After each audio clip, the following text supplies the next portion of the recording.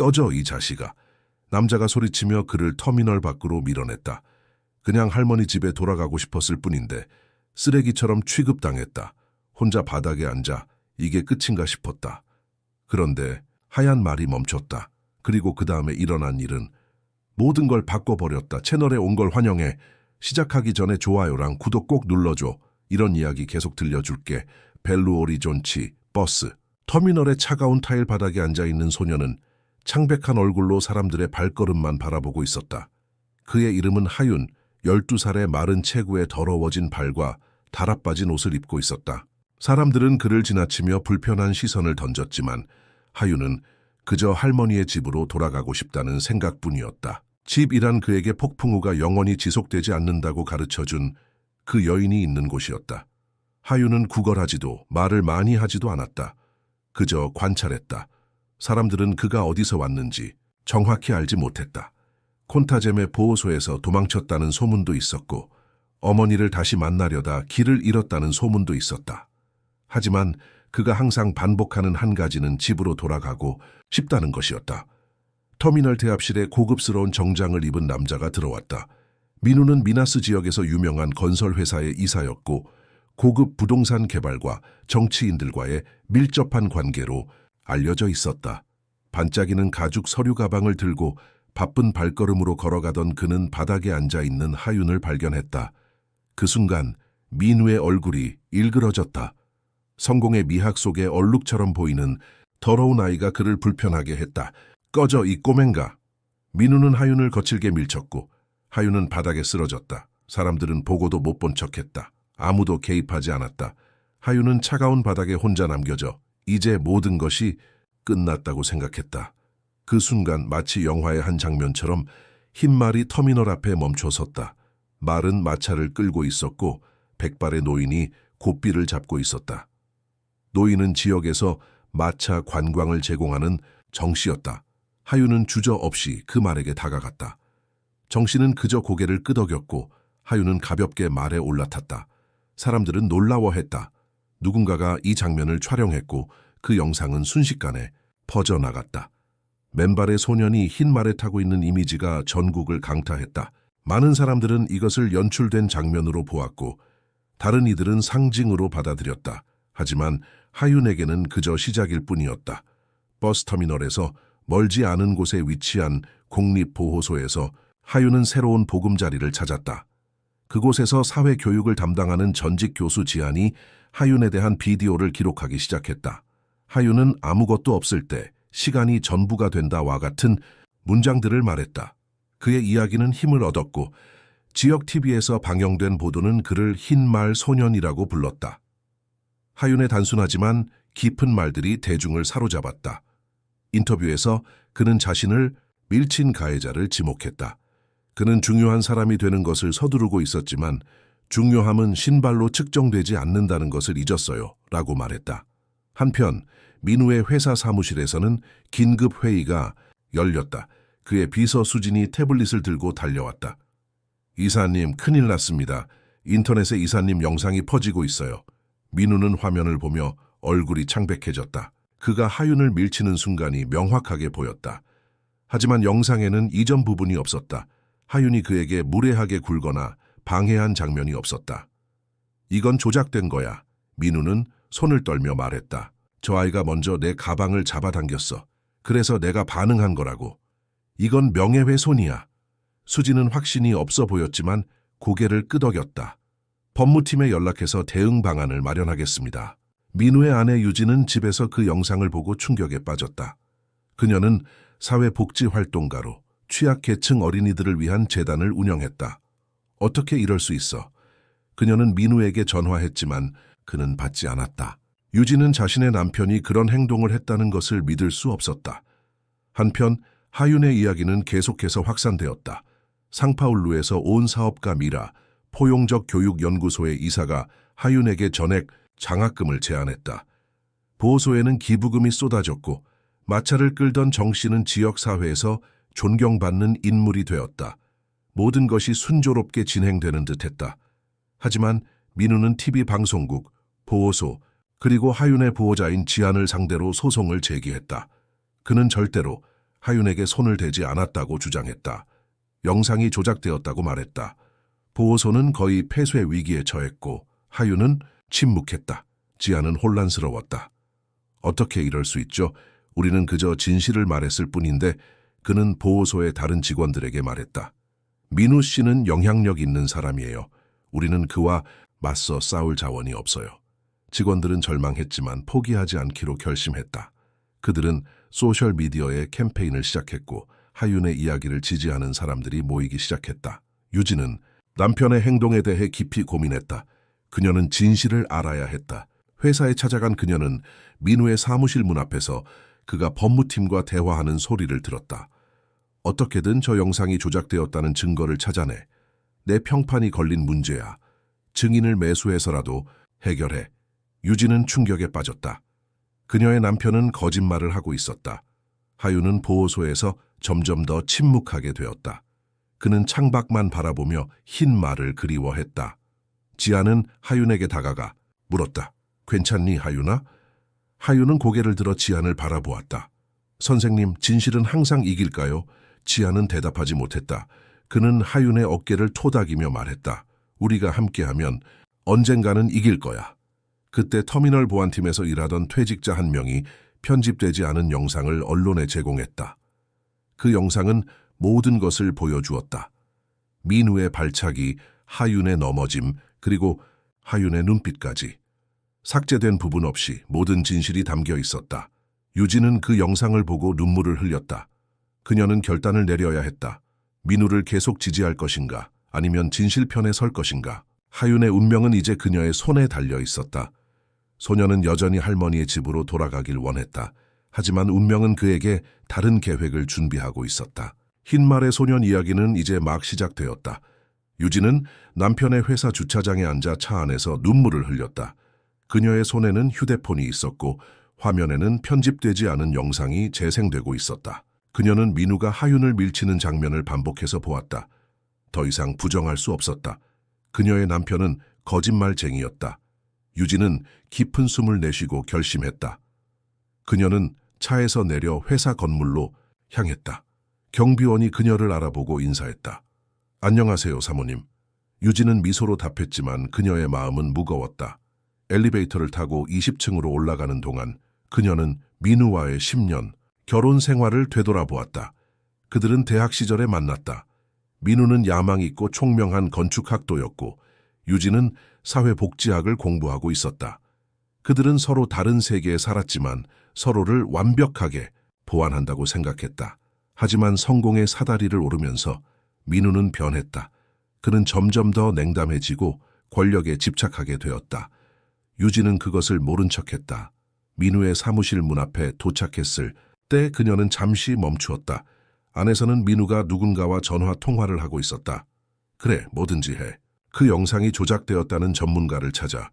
비용은 문제가 되지 않아. 내 평판이 걸린 일이야. 유진은 문을 열었다. 민우는 그녀를 보고 놀라 전화를 끊었다. 유진, 무슨 일이야? 미리 연락했어야지.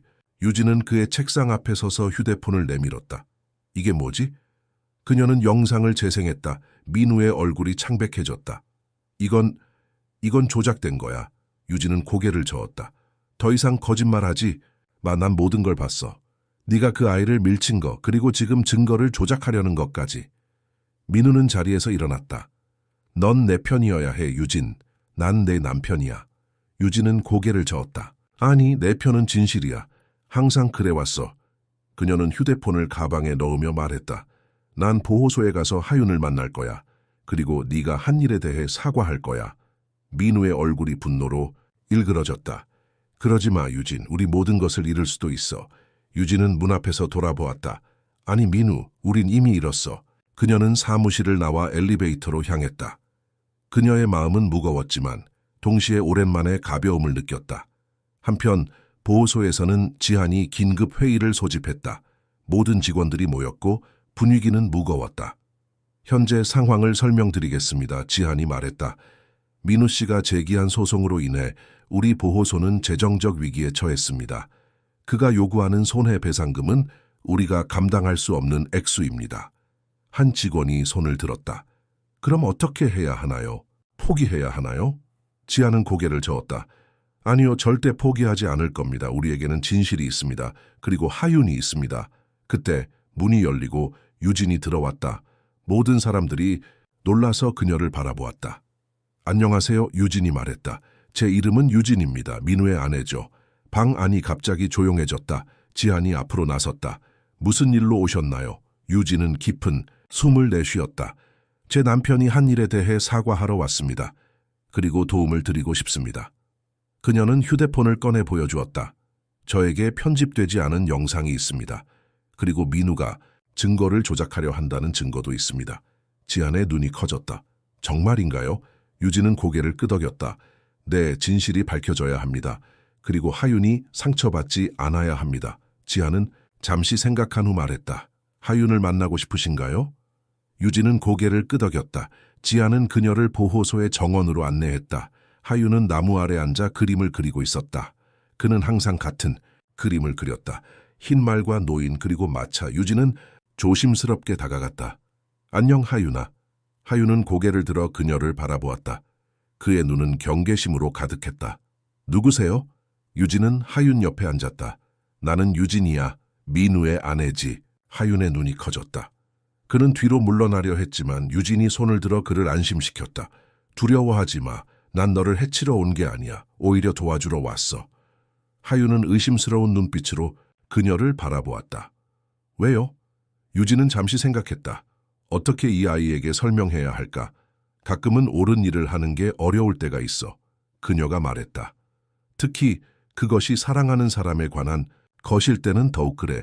하지만 결국 우리는 진실에 충실해야 해. 그래서 내가 여기 온 거야. 하윤은 그녀의 눈을 바라보았다. 그의 눈에 뭔가가 바뀌었다. 경계심이 사라지고 이해의 빛이 보였다. 당신은 좋은 사람인 것 같아요. 그가 말했다. 유진은 미소를 지었다. 고마워 하윤아. 네가 겪은 일에 대해 진심으로 미안해. 하윤은 고개를 끄덕였다. 괜찮아요. 저는 괜찮아요. 그는 잠시 멈추었다가 덧붙였다. 하지만 할머니가 보고 싶어요. 유진은 호기심이 생겼다. 할머니, 어디 계시니? 하윤은 어깨를 으쓱했다. 모르겠어요. 기억이 잘 안 나요. 그냥 따뜻하고 안전한 곳이었어요. 유진은 지한을 바라보았다. 지한은 가까이 다가와 말했다. 하윤이 처음 왔을 때 할머니에 대해 자주 말했어요. 하지만 우리는 그의 가족에 대한 정보를 찾지 못했습니다. 유진은 생각에 잠겼다. 그녀는 하윤의 손을 잡았다. 하윤아, 우리가 함께 할머니를 찾아볼까? 하윤의 눈이 빛났다. 정말요? 유진은 고개를 끄덕였다. 약속할게. 그날 저녁 유진은 자신의 아파트로 돌아왔다. 그녀는 민우에게 잠시 떨어져 있고 싶다고 말했다. 그녀는 소파에 앉아 하윤의 사연에 대해 더 알아보기 시작했다. 인터넷 검색을 통해 그녀는 몇 년 전 콘타잼 지역에서 한 노인이 손자와 함께 살다가 실종 신고를 했다는 기사를 발견했다. 노인의 이름은 김영숙, 그리고 손자의 이름은 김하윤이었다. 사진 속의 소녀는 확실히 보호소의 하윤이었다. 유진은 흥분되었다. 그녀는 즉시 지한에게 전화했다. 지한 씨, 하윤의 할머니를 찾은 것 같아요. 지한은 놀라워했다. 정말요? 어떻게요? 유진은 자신이 찾은 정보를 공유했다. 내일 콘타잼에 가서 확인해 볼게요. 하윤에게는 아직 말하지 마세요. 확실해질 때까지요. 다음 날 아침, 유진은 콘타잼으로 향했다. 기사에 언급된 주소를 찾아간 그녀는 작은 아파트 앞에 도착했다. 문을 두드리자 노인 여성이 문을 열었다. 안녕하세요, 유진이 말했다. 김영숙 씨를 찾고 있습니다. 노인은 그녀를 의심스럽게 바라보았다. 제가 김영숙입니다. 무슨 일이신가요? 유진은 하윤의 사진을 보여주었다. 혹시 이 아이를 아시나요? 영숙의 눈이 커지고 손이 떨리기 시작했다. 하윤이, 내 손자. 그녀는 울음을 참지 못했다. 어디서 찾았나요? 살아있나요? 유진은 고개를 끄덕였다. 네, 살아있어요. 그리고 할머니를 많이 그리워하고 있어요. 영숙은 유진을 안으로 초대했다. 작은 아파트는 깨끗하고 아늑했다. 벽에는 하윤의 사진들이 걸려 있었다. 영숙은 차를 대접하며 이야기를 시작했다. 2년 전 하윤이가 학교에서 돌아오지 않았어요. 경찰에 신고했지만 그들은 별로 도움이 되지 않았어요. 아마도 그냥 가출했다고 생각했나 봐요. 그녀의 눈에 눈물이 고였다. 하지만 저는 알았어요. 하윤이는 절대 그럴 아이가 아니에요. 유진은 영숙의 손을 잡았다. 영숙 씨, 하윤이가 지금 안전한 곳에 있어요. 그리고 곧 할머니를 만날 수 있을 거예요. 영숙은 눈물을 닦았다. 뭐 정말인가요? 언제요? 유진은 미소를 지었다. 최대한 빨리요. 하지만 먼저 준비해야 할 것들이 있어요. 그녀는 하윤과 관련된 모든 상황을 영숙에게 설명했다. 영숙은 충격을 받았지만 하윤이 살아있다는 사실에 감사했다. 무엇이든 도와드릴게요. 영숙이 말했다. 그냥 내 손자를 돌려주세요. 유진은 고개를 끄덕였다. 약속합니다. 유진이 보호소로 돌아왔을 때 그녀는 놀라운 광경을 목격했다. 보호소 앞에는 기자들과 시위자들이 모여 있었다. 현수막에는 하윤을 지켜라, 진실을 밝혀라 와 같은 문구가 적혀 있었다. 유진은 어떻게 된 일인지 이해하지 못했다. 그녀는 서둘러 안으로 들어갔다. 지하는 사무실에서 전화 통화 중이었다. 그는 유진을 보고 전화를 끊었다. 유진 씨, 무슨 일이 있었나요? 유진이 물었다. 지하는 컴퓨터 화면을 가리켰다. 아침에 익명의 정보, 제보가 있었어요. 민우 씨가 증거를 조작하려 한다는 녹음 파일이 언론에 유출되었습니다. 유진은 충격을 받았다. 뭐라고요? 어떻게? 그때 그녀는 깨달았다. 그녀가 민우와 나눈 대화가 녹음되었을 수도 있다. 하지만 그녀는 그것을 유출하지 않았다. 누가 했을까? 지아는 계속해서 설명했다. 소셜미디어에서 하윤의 이야기가 다시 화제가 되고 있어요. 사람들은 민우 씨를 비난하고 있고 우리 보호소를 지지하고 있습니다. 유진은 의자에 앉았다. 상황이 너무 빠르게 전개되고 있었다. 하윤은 어디 있나요? 지아는 창 밖을 가리켰다. 정원에 있어요. 항상 그렇듯이 그림을 그리고 있어요. 유진은 창 밖을 바라보았다. 하윤은 평화롭게 그림을 그리고 있었다. 모든 혼란 속에서도 그는 자신만의 세계를 유지하고 있었다. 좋은 소식이 있어요. 유진이 말했다. 하윤의 할머니를 찾았어요. 지안의 눈이 커졌다. 정말요? 어디서요? 유진은 자신이 알게 된 모든 것을 지안에게 말했다. 지안은 감동받은 듯했다. 이건 정말 놀라운 소식이에요. 하윤에게 언제 말할 건가요? 유진은 창밖의 하윤을 바라보았다. 지금이요. 그녀는 정원으로 향했다. 하윤의 삶은 이제 완전히 변하려 하고 있었다. 그리고 유진은 그 변화의 중심에 서 있었다. 유진은 정원에 있는 하윤에게 다가갔다. 소녀는 여전히 그림에 몰두해 있었다. 이번에는 작은 집과 정원, 그리고 할머니로 보이는 인물을 그리고 있었다. 유진은 잠시 그를 지켜보다가 부드럽게 말을 걸었다. 하윤아, 좋은 소식이 있어. 하윤은 고개를 들어 유진을 바라보았다. 그의 눈에는 궁금증이 가득했다. 무슨 소식이요? 유진은 하윤 옆에 앉았다. 그녀는 어떻게 이 소식을 전해야 할지 잠시 고민했다. 하윤아, 할머니를 찾았어. 하윤의 표정이 순식간에 변했다. 놀라움, 기쁨, 의심, 두려움이 한꺼번에 그의 얼굴을 스쳐 지나갔다. 정말요? 할머니가 어디 있어요? 그의 목소리는 떨렸다. 유진은 미소를 지었다. 콘타잼에 계셔. 할머니는 계속 너를 찾고 계셨어. 그리고 이제 우리가 할머니를 찾았어. 하윤의 눈에 눈물이 고였다. 정말 할머니를 만날 수 있어요? 유진은 고개를 끄덕였다. 물론이지. 내일 할머니를 모셔올 거야. 하지만 그 전에 할머니에 대해 더 이야기해 줄래? 어떤 분이셔? 하윤은 잠시 생각에 잠겼다. 그의 눈은 멀리 바라보고 있었다. 할머니는 세상에서 가장 따뜻한 사람이에요. 항상 저에게 이야기를 들려주셨어요. 폭풍우가 영원히 지속되지 않는다고 가르쳐 주셨어요. 유진은 하윤의 말을 귀에 깊게 들었다. 폭풍우가 영원히 지속되지 않는다. 그게 무슨 뜻이니? 하윤은 그의 그림을 바라보았다. 힘든 시간이 올 수도 있지만 그건 언제나 지나간다는 뜻이에요. 할머니는 항상 그렇게 말씀하셨어요. 하윤아, 인생은 폭풍우와 같아. 때로는 거세게 몰아치지만 결국에는 지나가고 다시 햇빛이 비춰. 그리고 할머니가 옳았어요. 지금 햇빛이 다시 비추고 있어요. 유진은 감동을 받았다. 이 어린 소년의 지혜는 그의 나이를 훨씬 뛰어넘었다. 할머니는 정말 현명한 분이신 것 같구나. 하윤은 고개를 끄덕였다. 네, 세상에서 가장 현명하신 분이에요. 그는 잠시 멈추었다가 덧붙였다. 하지만 할머니가 저를 알아보실까요? 제가 많이 변했을 텐데. 유진은 하윤의 어깨를 감쌌다. 할머니는 반드시 알아보실 거야. 할머니의 눈에 너는 항상 그녀의 소중한 손자일 뿐이야. 하윤은 미소를 지었다. 처음으로 유진은 그의 진짜 미소를 보았다. 그것은 마치 구름 사이로 비치는 햇빛 같았다. 다음 날 아침 유진은 일찍 일어나 콘타제무로 향했다. 그녀는 영숙을 보호소로 모셔오기로 했다. 영숙의 아파트에 도착했을 때 노인은 이미 준비를 마치고 기다리고 있었다. 그녀는 단정한 옷을 입고 있었고 작은 가방을 들고 있었다. 준비되셨나요? 유진이 물었다. 영숙은 떨리는 손으로 가방을 꼭 쥐었다. 네, 준비됐어요. 하지만 너무 긴장돼요. 하윤이가 저를 기억할까요? 유진은 영숙의 손을 잡았다. 걱정하지 마세요. 하윤은 할머니를 항상 생각하고 있었어요. 할머니의 가르침을 잊지 않았어요. 영숙의 눈에 눈물이 고였다. 정말요? 뭐라고 말했나요? 유진은 미소를 지었다. 폭풍우가 영원히 지속되지 않는다고요. 영숙은 감동해서 입을 가렸다. 아, 하윤이 그 말을 기억하고 있었군요. 그들은 함께 차를 타고 보호소로 향했다. 길을 가는 동안 영숙은 하윤과의 추억을 유진에게 들려주었다. 하윤이의 부모님은 하윤이가 5살 때 교통사고로 세상을 떠났어요.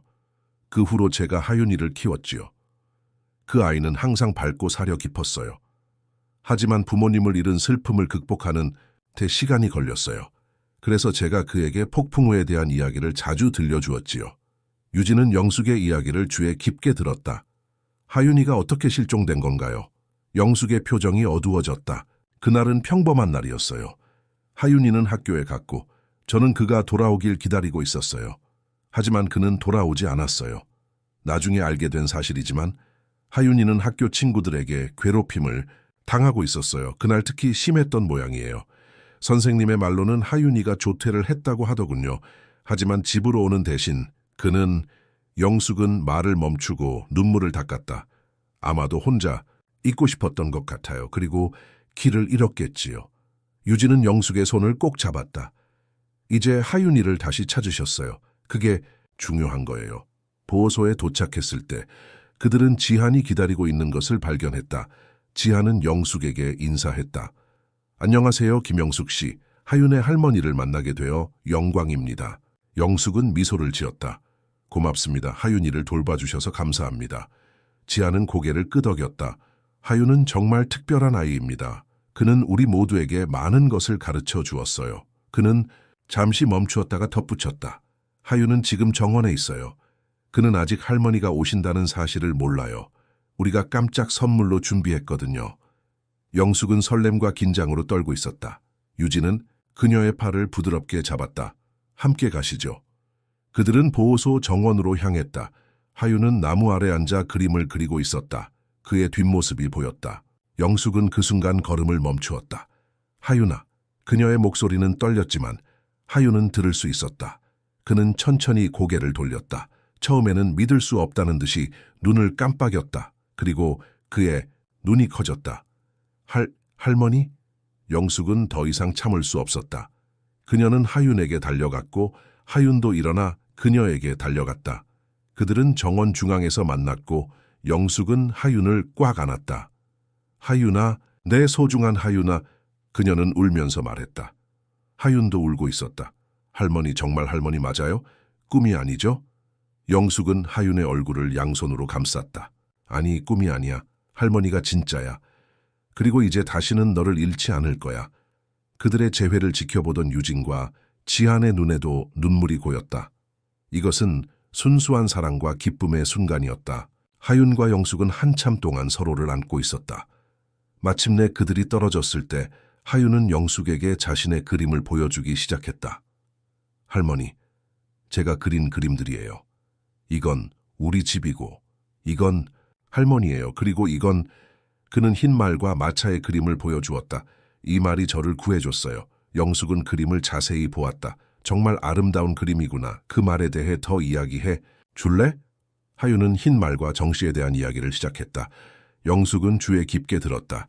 그녀의 눈에는 감사의 눈물이 고여 있었다. 그녀는 하윤을 구해준 모든 사람들에게 감사했다.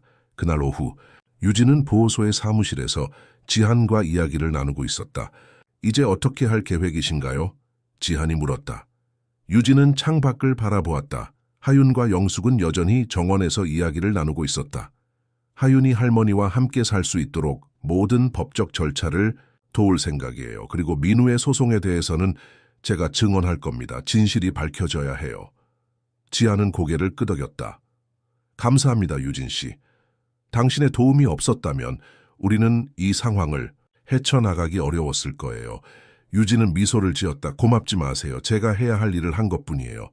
그녀는 잠시 멈추었다가 덧붙였다. 사실 하윤이 저를 구해준 거예요. 그는 저에게 진정한 용기가 무엇인지 보여주었어요.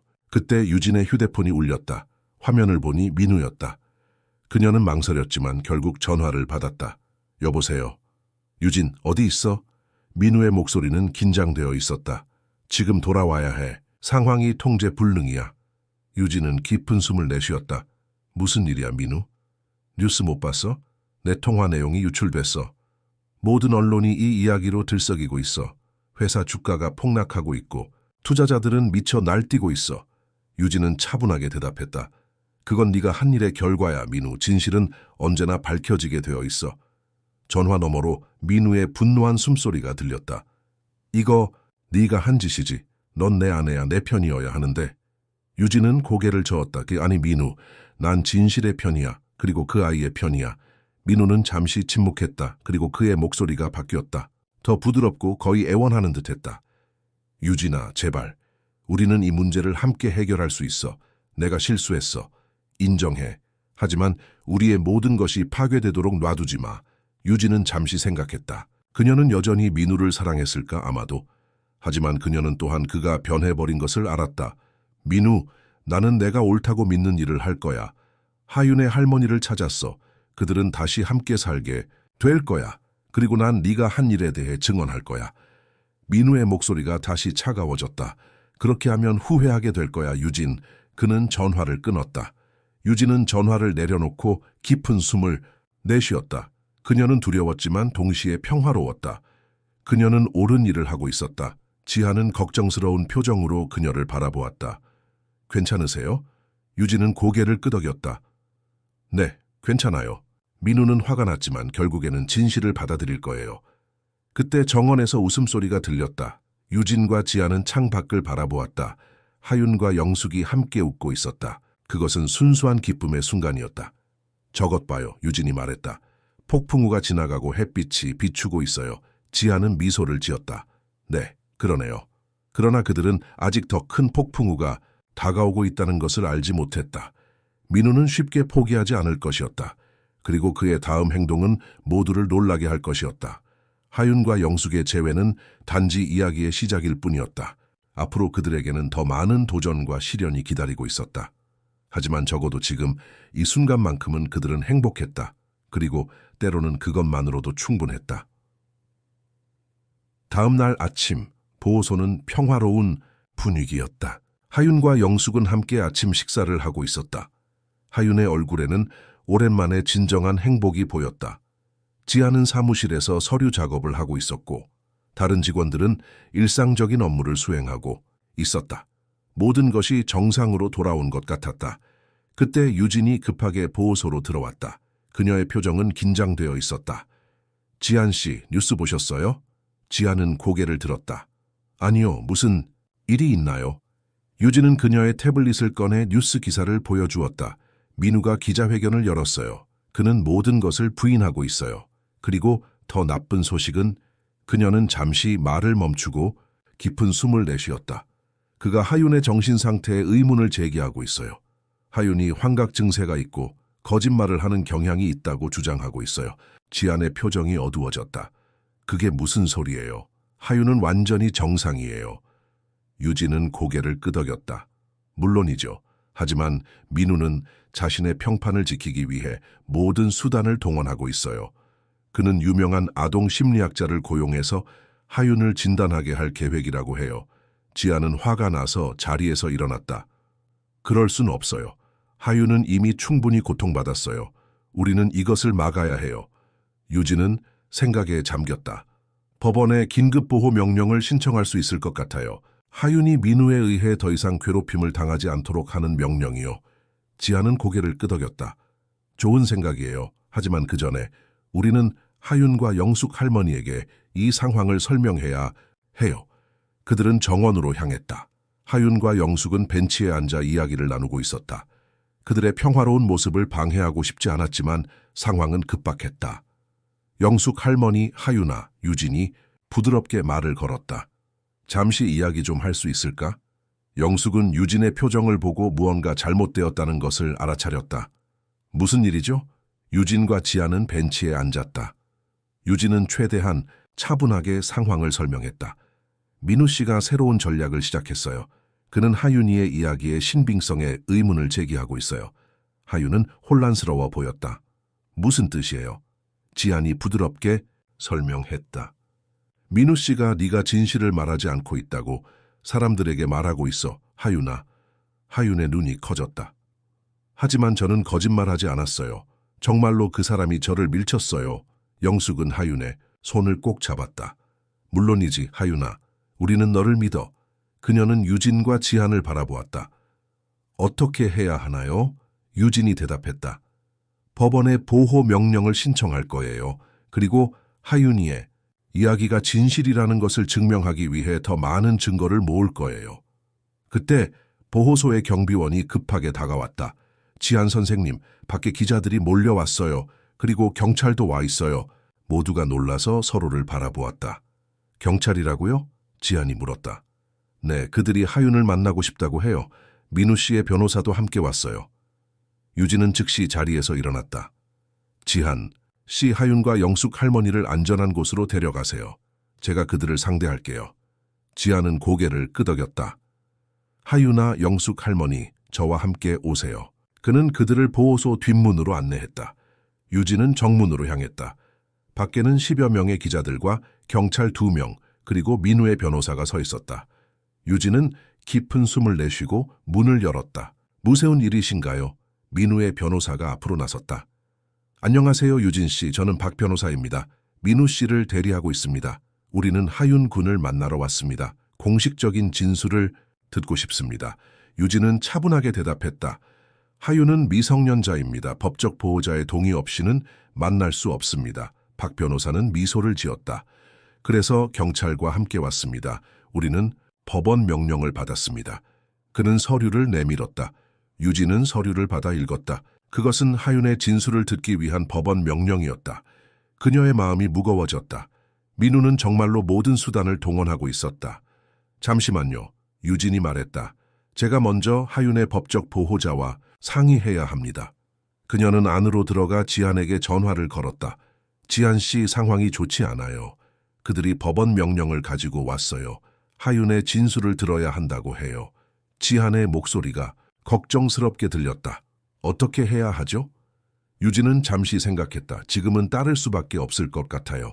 하지만 우리가 하윤 곁에 있을 거예요. 그리고 영숙 할머니도 함께 있어야 해요. 그들은 결국 하윤이 경찰과 변호사를 만나는 것에 동의했다. 그러나 조건이 있었다. 유진, 지한, 그리고 영숙이 함께 있어야 했고 인터뷰는 보호소 내에서 진행되어야 했다. 그리고 무엇보다 기자들은 들어올 수 없었다. 인터뷰는 보호소의 회의실에서 진행되었다. 하윤은 영숙의 옆에 앉아 있었고 유진과 지한도 그 옆에 있었다.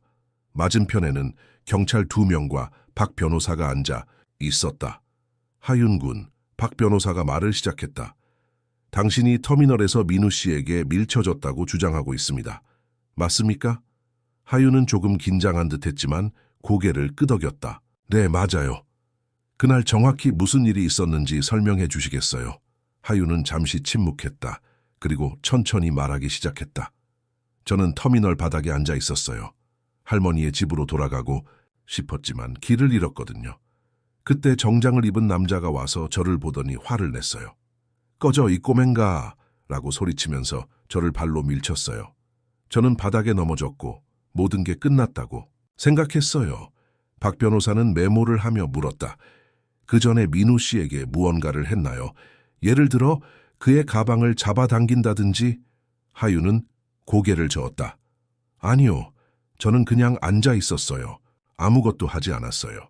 그리고 그 후에 흰 말이 나타났다고요? 변호사의 목소리에는 약간의 조롱이 섞여 있었다. 하윤은 고개를 끄덕였다. 네, 정 씨가 마차를 끌고 있는 흰 말이요. 마치 영화처럼 나타났어요. 박 변호사는 동료를 향해 의미심장한 눈길을 보냈다. 영화처럼요. 흥미롭군요. 하윤 군, 전에도 이런 식의 환상을 본 적이 있나요? 유진이 즉시 개입했다. 이 질문은 부적절합니다. 하윤은 실제 사건을 설명하고 있습니다. 흰 말과 마차는 실제로 존재합니다. 정 씨라는 분이 운영하고 있죠. 박 변호사는 유진을 바라보았다. 유진 씨, 당신은 증인이 아닙니다. 개입하지 마세요. 경찰 중 한 명이 말했다. 하지만 그녀의 말이 맞습니다. 우리도 그 마차와 말에 대해 확인했습니다. 그것은 실제로 존재합니다. 박 변호사는 잠시 당황한 듯했지만 곧 다시 질문을 이어갔다. 하윤 군, 민우 씨가 당신을 밀쳤다는 것을 증명할 수 있는 다른 증거가 있나요? 하윤은 잠시 생각했다. 그날 많은 사람들이 있었어요. 누군가가 봤을 거예요. 그때 지한이 개입했다. 우리는 이미 편집되지 않은 영상을 가지고 있습니다. 터미널 보안팀의 퇴직자가 제공했죠. 그 영상에는 모든 것이 담겨 있습니다. 박 변호사는 눈을 깜빡였다. 그 영상은 조작될 수 있습니다. 유진이 말했다. 그것은 법정에서 결정될 문제입니다. 지금 하윤에게 불필요한 스트레스를 주는 것은 바람직하지 않습니다. 인터뷰는 약 1시간 동안 계속되었다. 박 변호사는 하윤의 이야기에서 모순점을 찾으려고 노력했지만 하윤은 일관된 진술을 유지했다. 마침내 인터뷰가 끝났을 때 모두가 지쳐 보였다. 특히 하윤은 감정적으로 소진된 듯했다. 경찰과 변호사가 떠난 후 유진은 하윤에게 다가갔다. 잘했어, 하윤아. 넌 정말 용감했어. 하윤은 약하게 미소를 지었다. 정말 이제 끝난 건가요? 유진은 하윤의 머리를 쓰다듬었다. 아직 아니야. 하지만 우리는 계속 싸울 거야. 진실이 밝혀질 때까지. 영숙은 하윤을 안았다. 이제 쉬어야 해, 하윤아. 오늘은 정말 힘든 날이었어. 그들이 하윤을 그의 방으로 데려간 후 유진과 지아는 사무실에서 다음 계획을 논의했다. 민우는 정말로 모든 수단을 동원하고 있어요. 유진이 말했다. 그는 하윤의 정신 상태를 문제 삼아 그의 진술을 무효화하려고 해요. 지아는 고개를 끄덕였다. 우리는 더 강력한 증거가 필요해요. 터미널의 다른 목격자들을 찾아볼 수 있을까요?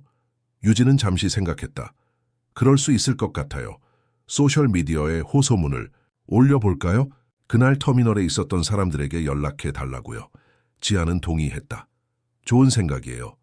그리고 우리는 정 씨의 증언도 확보해야 해요. 그는 중요한 목격자예요. 그들이 계획을 세우고 있을 때 유진의 휴대폰이 울렸다. 화면을 보니 민우였다. 유진은 망설였지만 결국 전화를 받았다. 여보세요. 유진, 그만해. 민우의 목소리는 차갑고 위협적이었다.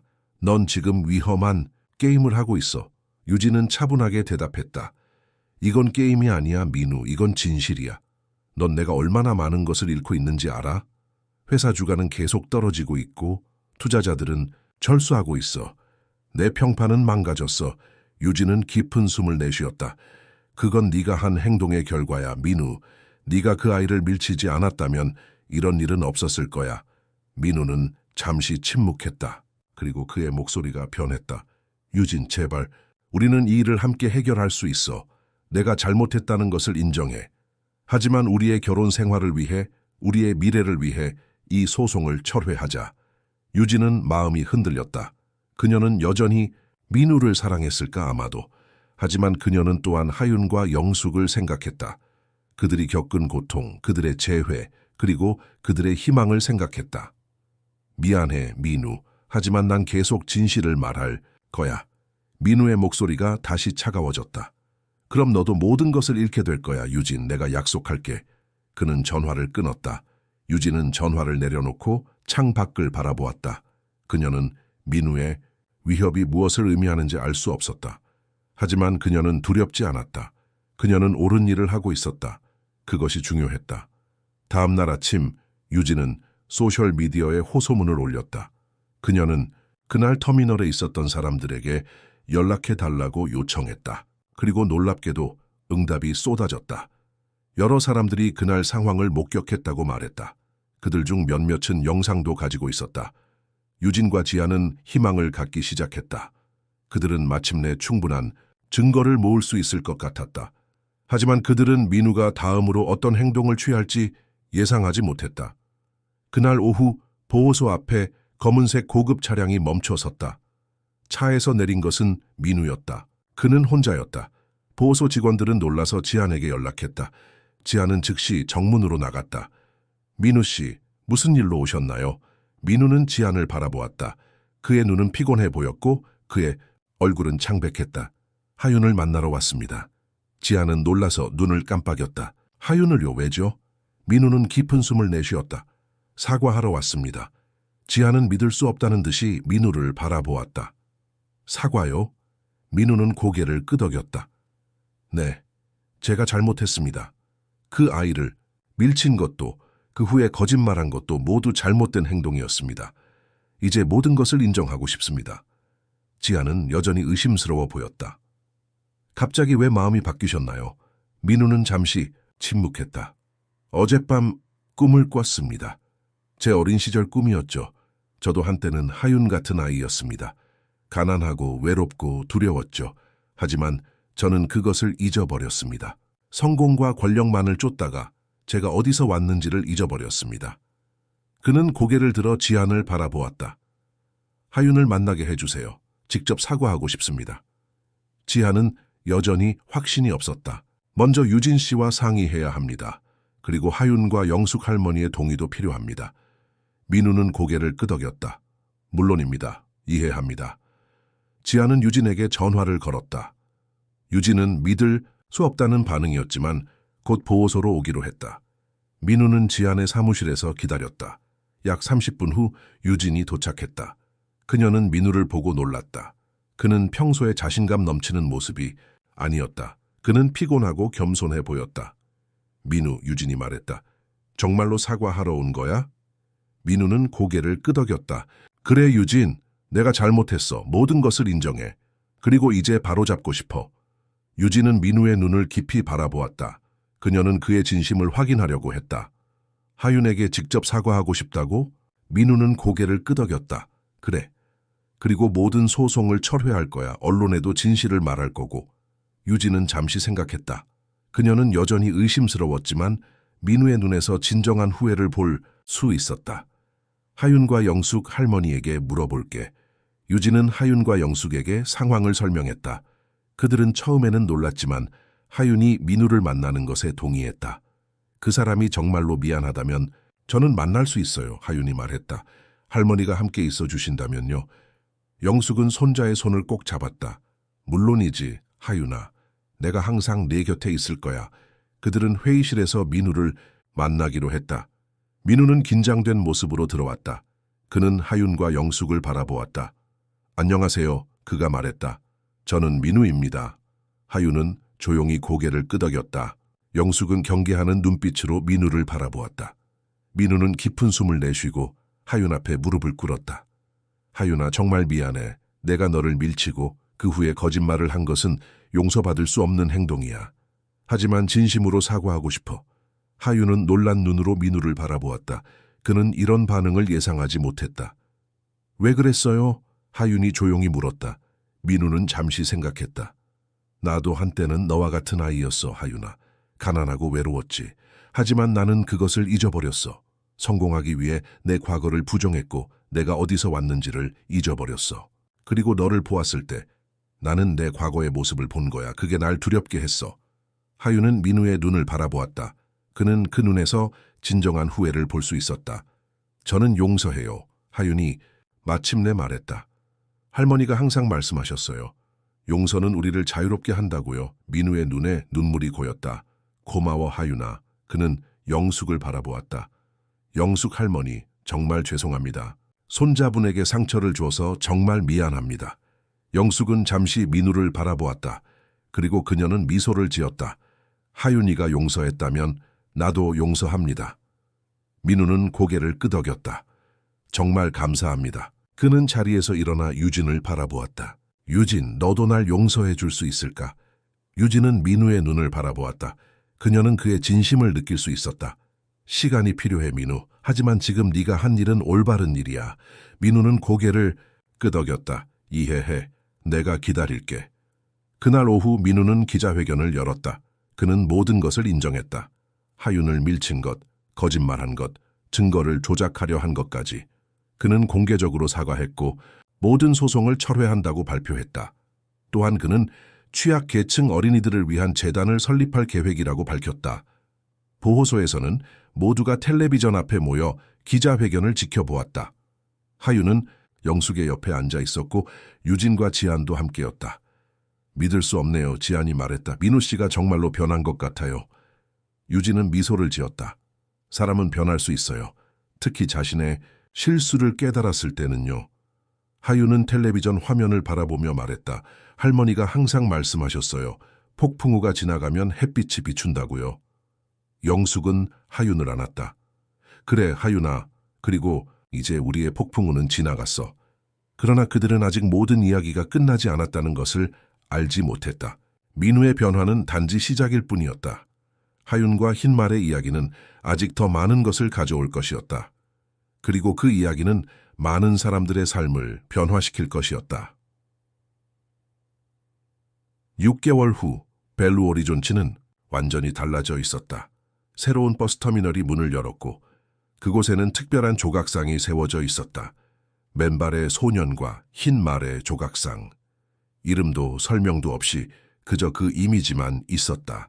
하지만 모든 사람들은 그것이 무엇을 의미하는지 알고 있었다. 그것은 희망과 용기 그리고 진실의 상징이었다. 하윤과 영숙은 이제 그들의 작은 아파트에서 다시 함께 살고 있었다. 하윤은 학교로 돌아갔고 놀랍게도 빠르게 적응했다. 그의 이야기는 학교에서도 알려져 있었고 많은 아이들이 그를 영웅처럼 여겼다. 하윤은 그런 관심이 처음에는 불편했지만 점차 그것을 받아들이게 되었다. 그는 이제 자신의 경험을 통해 다른 아이들을 돕기 위한 방법을 찾고 있었다. 영숙은 그 어느 때보다 행복했다. 그녀는 손자를 되찾았을 뿐만 아니라 이제 그들의 삶은 더 안정적이었다. 민우가 설립한 재단에서 그들에게 새로운 아파트를 제공했고 하윤의 교육을 위한 모든 비용도 지원했다. 영숙은 이제 걱정 없이 하윤을 돌볼 수 있었다. 유진과 민우는 새로운 시작을 했다. 민우는 건설회사의 이사직을 사임하고 전액 장학금을 제안했던 상파울루 사업가 미라와 함께 포용적 교육 연구소를 설립했다. 그는 자신의 재산 대부분을 취약계층 어린이들을 위한 재단에 기부했다. 유진은 처음에는 민우와 거리를 두었지만 점차 그의 진정한 변화를 보게 되었다. 그들은 천천히 다시 가까워지기 시작했고 이제는 함께 재단을 운영하고 있었다. 지아는 보호소의 운영을 계속했지만 이제 그곳은 완전히 달라져 있었다. 민우의 재단에서 큰 금액을 기부했고 그 덕분에 보호소는 확장되었다. 더 많은 아이들을 수용할 수 있게 되었고 더 나은 시설과 프로그램을 제공할 수 있게 되었다. 지아는 하윤의 이야기를 바탕으로 한 교육 프로그램도 개발했다. 아이들에게 용기와 진실 그리고 희망에 대해 가르치는 프로그램이었다. 그리고 마차를 끌던 정 씨는 이제 지역의 유명 인사가 되었다. 그의 흰말과 마차는 관광객들에게 인기 있는 명소가 되었다. 하지만 정 씨는 여전히 겸손했다. 그는 항상 나는 그저 그곳에 있었을 뿐이라고 말했다. 그러나 사람들은 그가 하윤의 이야기에서 중요한 부분을 차지한다는 것을 알고 있었다. 그날 새로운 터미널에 개장식이 열렸다. 하윤과 영숙, 유진과 민우, 지한 그리고 정씨 모두가 초대되었다. 그들은 조각상 앞에 모여 있었다. 벨루 오리존치 시장이 연설을 하고 있었다. 이 조각상은 우리 도시의 새로운 상징입니다. 그것은 희망과 용기 그리고 진실을 나타냅니다. 우리는 이 이야기를 통해 많은 것을 배웠습니다. 모든 아이들은 보호받고 존중받을 가치가 있다는 것, 진실은 항상 승리한다는 것, 그리고 작은 행동이 큰 변화를 가져올 수 있다는 것을 말입니다. 연설이 끝나고 하윤이 앞으로 나섰다. 그는 이제 13살이 되었지만 여전히 작고 마른 체구였다. 하지만 그의 눈에는 자신감과 지혜가 담겨 있었다. 저는 이 조각상이 저를 위한 것이라고 생각하지 않습니다. 하윤이 말했다. 이것은 모든 아이들을 위한 것입니다. 길을 잃은 아이들, 두려워하는 아이들, 희망이 필요한 아이들을 위한 것입니다. 저는 그저 운이 좋았을 뿐입니다. 저를 도와준 많은 분들이 계셨으니까요. 그는 영숙, 유진, 민우, 지한 그리고 정 씨를 바라보았다. 우리 할머니는 항상 폭풍우가 영원히 지속되지 않는다고 말씀하셨습니다. 그리고 그것은 사실입니다. 하지만 폭풍우를 지나는 동안 우리에게는 서로가 필요합니다. 우리는 서로를 도와야 합니다.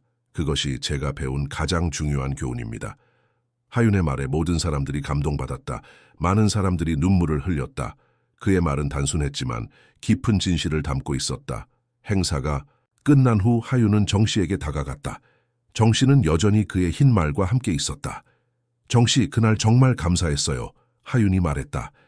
제가 바닥에 있을 때 당신과 말이 나타나지 않았다면 저는 지금 여기 없었을 거예요. 정 씨는 미소를 지었다. 아니야, 하윤아. 네가 일어서기로 결정했기 때문에 너는 지금 여기 있는 거야. 나와 말은 그저 그곳에 있었을 뿐이야. 하윤은 정 씨의 말을 생각해 보았다. 그는 옳았다. 결국 하윤이 스스로 일어서기로 결정했기 때문에 모든 것이 가능했던 것이다. 하윤은 말을 쓰다듬었다. 그래도 당신과 이 말이 제 인생을 바꿨어요. 정 씨는 고개를 끄덕였다. 때로는 우리가 기대하지 않은 순간에 기적이 일어나기도 하지. 중요한 것은 그것을 알아차리는 거야. 그날 저녁 하윤과 영숙은 그들의 아파트로 돌아왔다. 영숙은 부엌에서 저녁 식사를 준비하고 있었고 하윤은 그의 방에서 그림을 그리고 있었다. 그는 여전히 흰 말을 자주 그렸다. 하지만 이제는 더 많은 것들도 그렸다. 학교 친구들 그리고 그의 미래에 대한 꿈들. 유진이 그들을 방문했다. 그녀는 영숙과 하윤에게 좋은 소식을 전하러 왔다. 하윤아, 미라 씨가 너에게 특별한 제안을 하고 싶대. 유진이 말했다. 그녀는 너를 상파울루의 특별한 학교에 보내고 싶어해. 그곳은 예술적 재능이 있는 아이들을 위한 학교야. 하윤의 눈이 커졌다. 정말요? 유진은 미소를 지었다. 그래, 미라 씨는 내 그림에 큰 재능이 있다고 생각해. 그리고 그녀는 너에게 최고의 교육을 제공하고 싶어해. 하윤은 영숙을 바라보았다. 할머니. 영숙은 미소를 지었다. 이건 너의 결정이야, 하윤아. 물론 나는 너를 보고 싶겠지만 네가 꿈을 따라가는 것이 더 중요해. 하윤은 잠시 생각했다. 하지만 할머니를 떠나고 싶지 않아요. 유진이 설명했다. 걱정하지 마, 하윤아. 미라 씨는 영숙 할머니도 함께 가시길 원해. 그녀는 너희 둘을 위한 아파트도 준비해 놓았어. 하윤과 영숙의 얼굴이 밝아졌다. 정말요? 유진은 고개를 끄덕였다. 그래, 너희는 함께 갈 수 있어. 하윤은 기뻐서 펄쩍 뛰었다. 할머니, 우리 가요. 제가 화가가 될 수 있을지도 몰라요. 영숙은 눈물을 참으며 하윤을 안았다. 그래, 하윤아, 너는 무엇이든 될 수 있어. 그날 밤 하윤은 침대에 누워 창밖의 별들을 바라보았다. 그는 자신의 인생이 얼마나 많이 변했는지 생각했다. 몇 개월 전만 해도 그는 길을 잃고 혼자였다. 하지만 이제 그는 가족과 친구들, 그리고 밝은 미래를 가지고 있었다. 그것은 마치 꿈 같았다. 하윤은 창밖으로 밝게 빛나는 별 하나를 발견했다. 그것은 다른 별들보다 더 밝게 빛나고 있었다. 하윤은 그 별이 그에게 인사하는 것 같다고 생각했다. 마치 흰 말이 그에게 인사했던 것처럼. 다음 날 아침 하윤은 일찍 일어나 그림을 그리기 시작했다. 이번에는 새로운 그림이었다. 그것은 별이 빛나는 밤하늘 아래 한 소년이 흰 말을 타고 있는 그림이었다. 하지만 이번에는 소년이 혼자가 아니었다. 그의 주위에는 많은 사람들이 있었다. 할머니, 유진, 민우, 지한, 정씨, 그리고 더 많은 사람들. 그들 모두가 소년을 지지하고 있었다. 그리고 그림 아래에 하윤은 간단한 문장을 썼다. 폭풍우가 지나가면 별들이 빛납니다. 몇 주 후 하윤과 영숙은 상파울루로 떠날 준비를 하고 있었다. 그들의 아파트는 이제 거의 비어 있었다. 대부분의 물건들은 이미 포장되어 있었다. 하윤은 자신의 그림들을 조심스럽게 포장하고 있었다. 특히 그의 새 그림, 별이 빛나는 밤하늘 아래의 그림은 특별히 조심스럽게 다루었다. 영숙이 하윤의 방에 들어왔다. 준비 다 됐니, 하윤아? 하윤은 고개를 끄덕였다. 네, 할머니, 거의 다 됐어요. 영숙은 하윤의 새 그림을 보았다. 이 그림은 정말 특별하구나. 하윤은 미소를 지었다. 네, 이건 제 인생 이야기예요. 제가 혼자가 아니라는 것을 보여주는 그림이에요. 영숙은 하윤을 안았다. 그래, 하윤아. 너는 절대 혼자가 아니야. 그리고 앞으로도 그럴 거야. 그들이 이야기하고 있을 때 초인종이 울렸다. 영숙이 문을 열자 유진과 민우, 지한 그리고 정 씨가 서 있었다. 그들은 모두 하윤과 영숙을 배웅하러 왔다.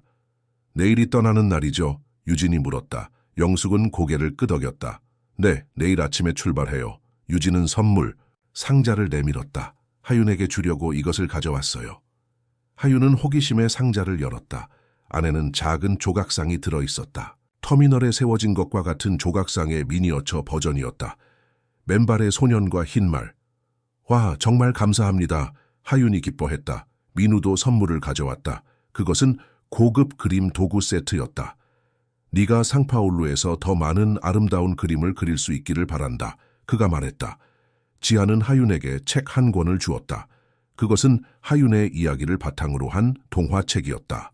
너의 이야기가 이제 다른 아이들에게 희망을 줄 거야. 지안이 말했다. 마지막으로 정 씨가 앞으로 나섰다. 그는 작은 주머니를 하윤에게 건넸다.